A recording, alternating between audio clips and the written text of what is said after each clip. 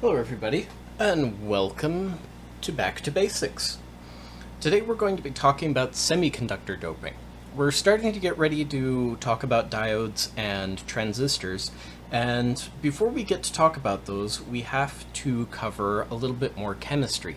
Much like when we talked about chemistry in the insulators, semiconductors, and conductors video, link right here, we need to cover some more chemistry to understand how they prepare the silicon for use in a diode or a transistor or a MOSFET or whatever. So we don't want to confuse silicon, which is an element on the periodic table, Si number 14, with silicone, which is the squishy rubbery stuff that, for instance, this mat that you see in videos is made out of. Silicone does bear the silicon in its compound, but silicone is completely different. Anyway, we're talking about silicon.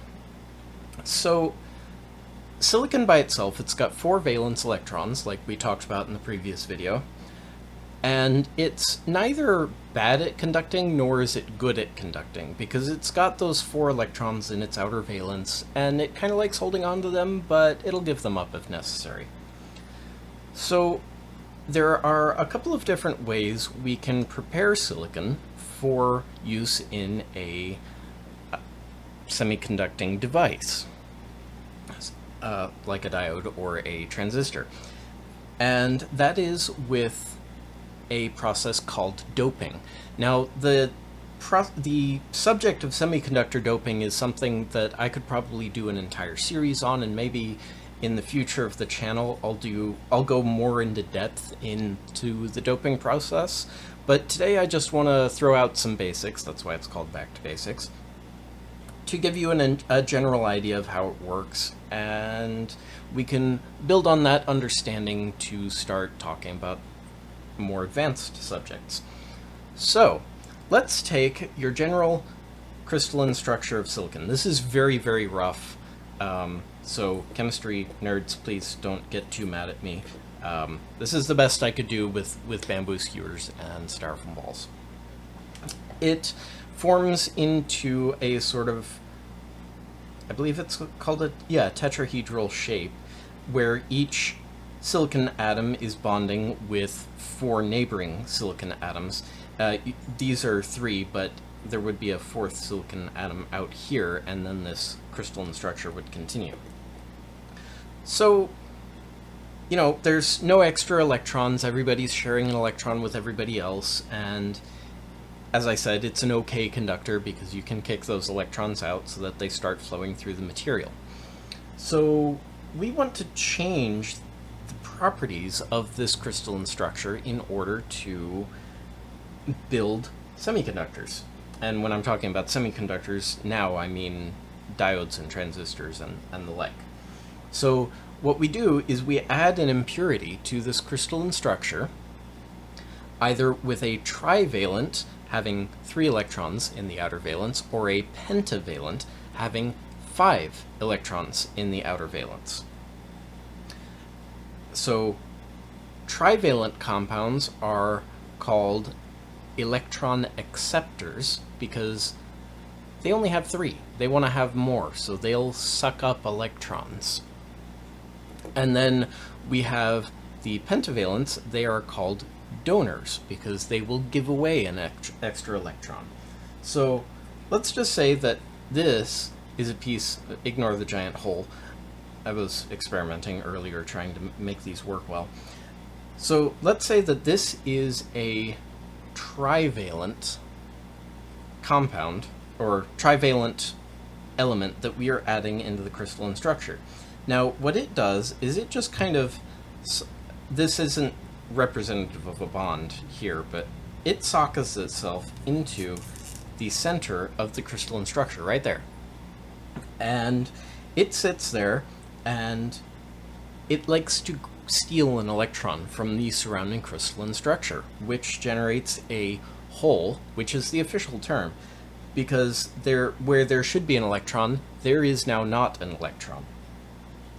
It is reasonably electrically conductive. It is strangely more electrically conductive than just the silicon by itself, because electrons can pop through those holes when provided from other areas, such as an electrical flow.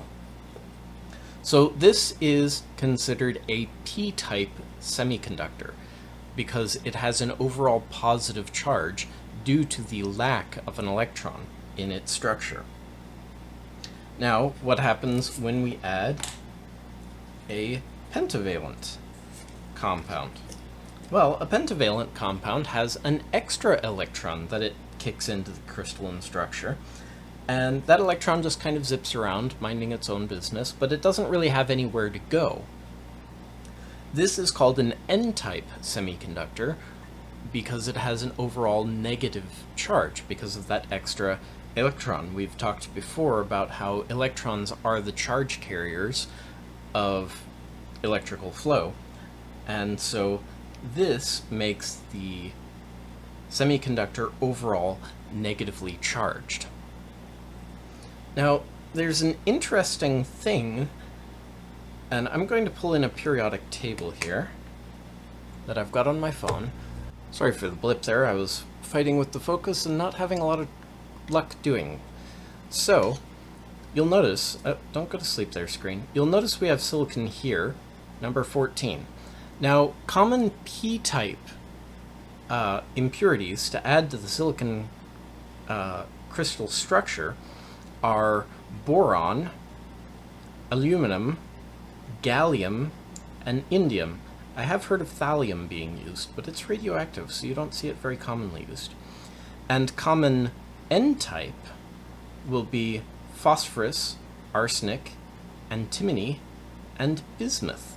So you'll notice that they're all next to silicon in the periodic table, but the p-type, the acceptors, these ones here are short in electron, which is why they go this way in the periodic table. And then the n-type, the donors, they're over here. They have more electrons stop doing that, as you move to the right of the periodic table. So I thought that was kind of interesting. I'm sure I've been taught it before, but I didn't realize it until I was preparing for the video here that there was actually a correlation there. There are also more rare things that can be added to silicon for the semiconductor. Let's fix the focus there. Gonna blip in and out real quick. Alright, so we're back now. Sorry about the lens problems there. So you'll also sometimes see lithium being used as a dopant, and also very rarely you'll see nitrogen. As far as aluminum, it's either used for very thorough diffusions for semiconductors, or it's accidental, because quite often the surrounding metals in the machinery that they use for doping the semiconductor are made out of aluminum. You'll also see germanium being used as a semiconductor. I believe I briefly mentioned that earlier. They use it for signal diodes in radio or audio equipment because it has a very low forward voltage. Xenon is sometimes used as an ion transfer beam for very tightly controlling the amount of doping being added, but we're getting into very complicated stuff here. And you'll also, in future videos, you'll hear me talking about gallium arsenide, gallium phosphide, and gallium nitride. Those three are very commonly used in light-emitting diodes. And sometimes you'll also hear of indium gallium nitride and aluminum gallium nitride, which are used for infrared detectors very often. So that's pretty much it as far as semiconductor doping. I didn't really do a lot of drawing today, so I didn't really need this board. If you have any questions, if I left something out, or if you need clarification, please start a discussion in the comments below. If you haven't already, consider clicking right here to subscribe to my channel. Right over here will be a video that YouTube thinks you'll find interesting based on your watching habits. Right over here will be the Back to Basics playlist, and right here will be a link to my Patreon, which you can pledge even $1 a month to help support my channel. Thank you so much for watching me, and we'll see you next week. Bye-bye.